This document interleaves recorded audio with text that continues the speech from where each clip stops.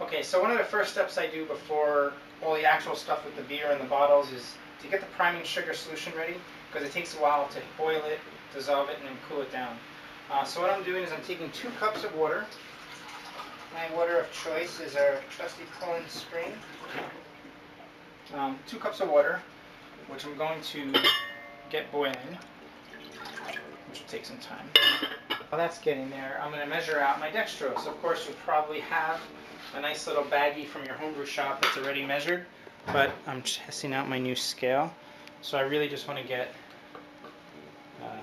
5 ounces of this stuff measured out, so then later I can get this in that beer so it has some carbonation when it's time to open it. So it's important to get your 4 to 5 ounces by weight, not by volume, which is the reason I did this, because sometimes, depending on how packed it is, you'll have more or less than you wanted, but when you weigh it, you're always spot on. Alright, great. Now that our water is boiling, we're just going to quickly dissolve our dextrose, our priming sugar, into that 2 cups of water.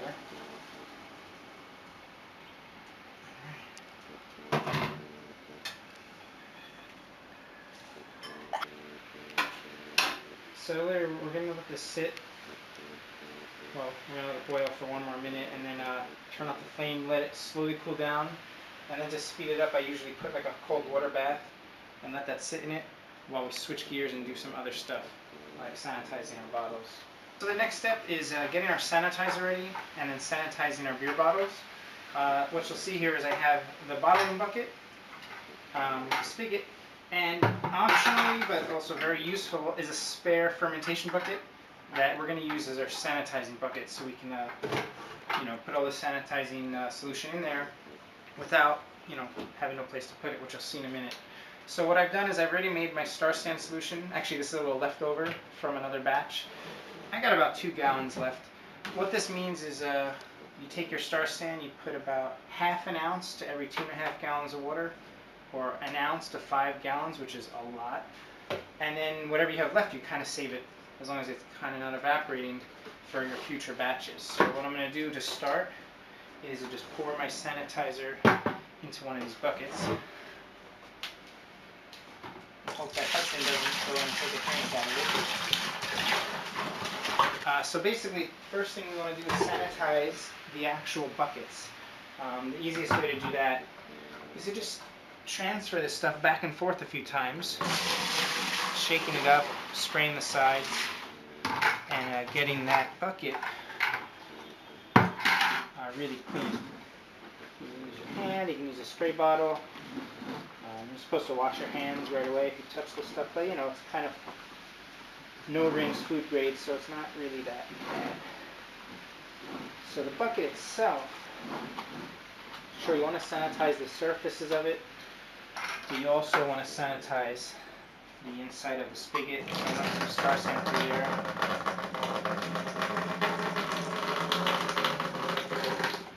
Right before we actually do our bottling, you're going to do this again. You spray everything that's going to come in contact with anything, pretty much. And then what you do with this bucket is you start putting all the parts in there. This is the thing we're going to be using to sanitize the bottles. Again, this doesn't really need to get sanitized because you're about to run sanitizer right through it. So really, that's a little overkill, but I'll just give it a nice little rinse. Several times throughout this, I'm going to be refilling this thing.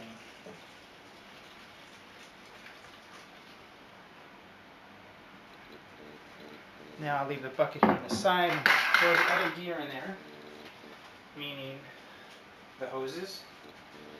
And make sure Star Stand goes through the hose at some point. You got to swish it around. Clean the inside of the hose is more important than cleaning the outside of it.